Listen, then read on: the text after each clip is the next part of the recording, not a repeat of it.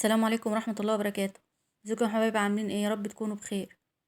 النهارده بقى ان شاء الله هنعمل معاكم الارنبيط بطريقة يعني سهلة وبسيطة، وطالع ايه ما شاء الله زي ما انتم شايفين كده بالجمال ده. واخد كمان اللون الذهبي ومقرمش خالص من بره وطري كمان من جوه.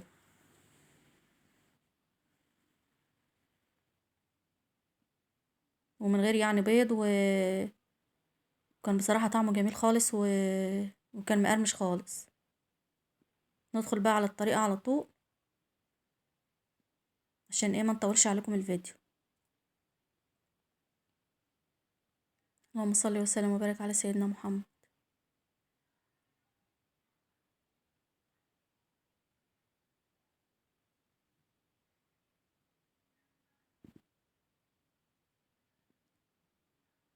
هنا بقى الحلة حطيتها على النار بتغلي، هننزل بقى فيها بمعلقة ملح ومعلقة كمون عشان بقى ايه نسلق القرنبيط بتاعنا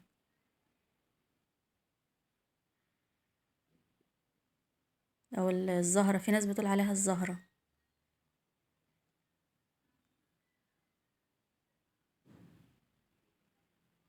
هننزل بقى كده في المية المغلية ونسيبه بس ايه حوالي 5 دقايق كده او 6 دقايق، وبعدين نطلعه على طول. مطولوش يعني في المية عشان ما يتهريش. هنا بقى ما شاء الله كان استوى. نطلعه بقى في المصفى، وهنحط عليه ايه مية من الحنفية كده عشان ما يتهريش اكتر، يعني على ما نكمل بقى بقية الكمية ونعمل بقى بقية المكونات يعني بتاعة الفيديو.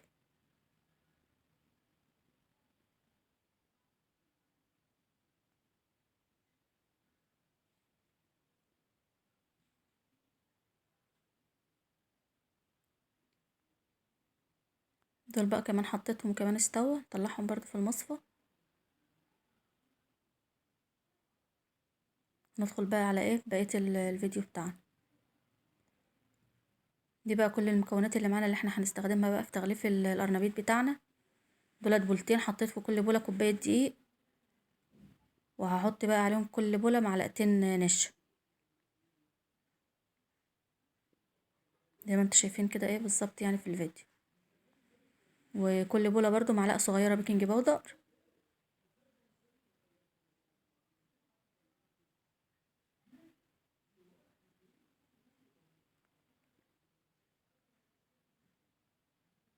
ودي كل التوابل اللي هنستخدمها، ملح وكمون وكركم وفلفل اسود. دولت ايه معلقة صغيرة من كل حاجة، وزيهم برضو في البولة التانية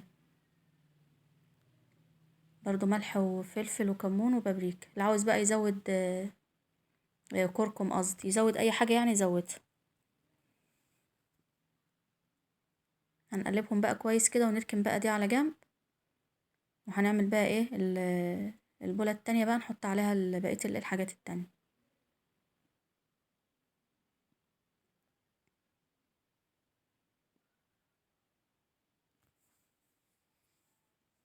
اللهم صل وسلم وبارك على سيدنا محمد. دي نص معلقة توم، ودي بقى كزبرة على شبت. غسلها طبعا ومقطعاها. حطوا بقى يعني بالكمية اللي انتوا تحبوها يعني. هنقلبهم تقليبة كده ونضيف بقى عليهم ايه اللبن.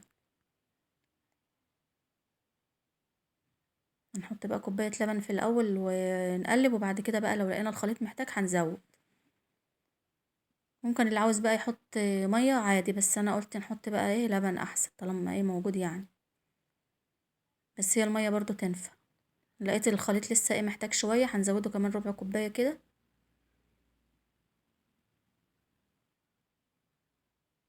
هنقلبه برضو كده كويس. لقيته برضو محتاج شوية، زودته بقى معلقتين مية.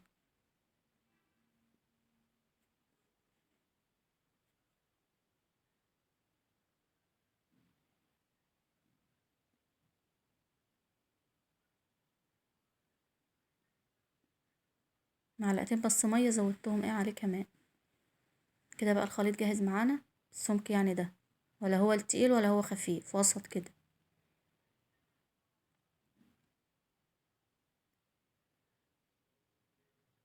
الكركم كمان مديه اللون اللي هو الايه الاصفر الفاتح ده. هنغلف بقى الوردات بتاعه القرنبيط بتاعتنا.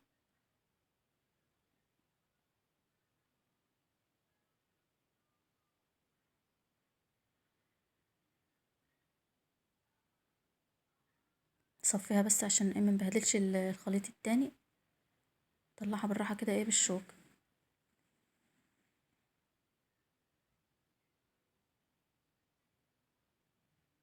طريقه يعني سهله خالص وبسيطه ما شاء الله، وما خدش اي وقت.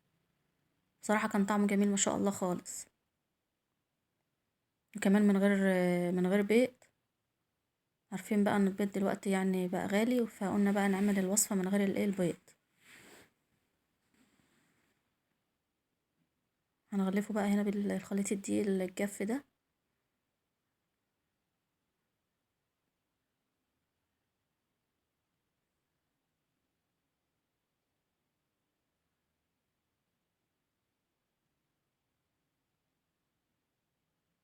متنسوش بقى يا حبايب اللايك. بتمنى بقى ان شاء الله الفيديو ايه يعجبكم.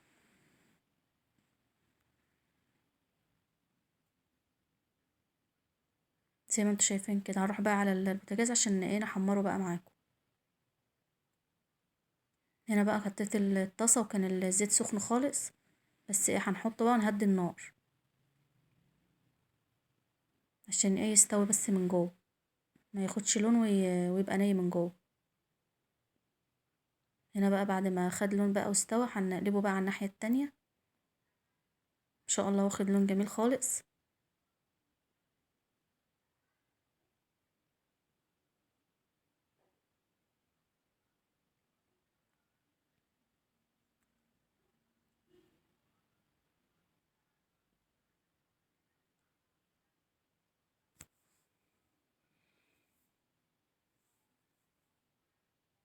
بقول لكم بقى ان هو ما شاء الله كده جميل، واخد اللون الذهبي الجميل ده. طلعه بقى على مصفى. بلاش مناديل، يعني المصفى احلى من المناديل. المناديل بيخليه يشرب الزيت ويبقى طري. صفيه كده كويس ونحطه بقى في مصفى.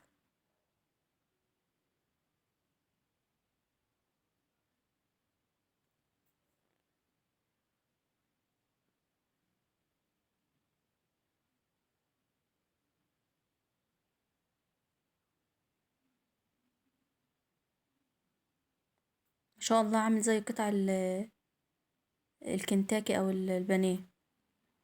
واخد اللون الذهبي الجميل ده، وكان ومقرمش خالص ما شاء الله. هنا بقى حطيت بقية الكمية اللي فاضلة.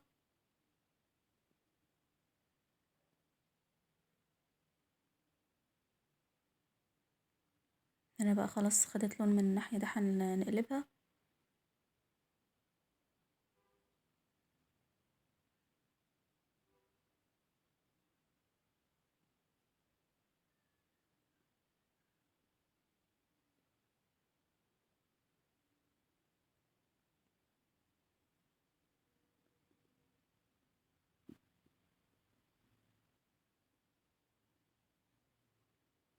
كده بقى كنت خلصت خلاص كل الكمية. زي ما انتوا شايفين كده ما شاء الله طالع كده جميل، واخد اللون الذهبي الجميل ده.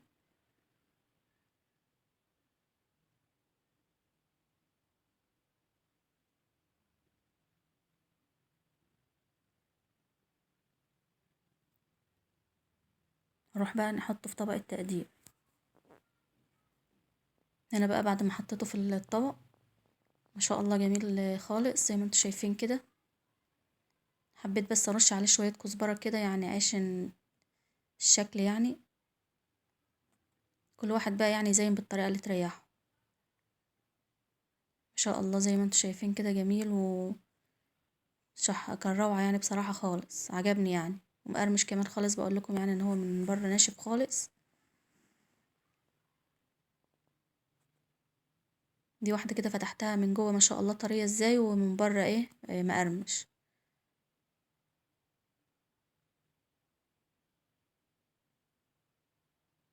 كان طعمه بصراحة روعة. بتمنى بقى ان شاء الله الوصفة تعجبكم وتجربوها. ما تنسوش بقى تعملوا لايك وشير للفيديو وتفعلوا الجرس عشان يوصل لكم كل جديد. السلام عليكم ورحمة الله وبركاته.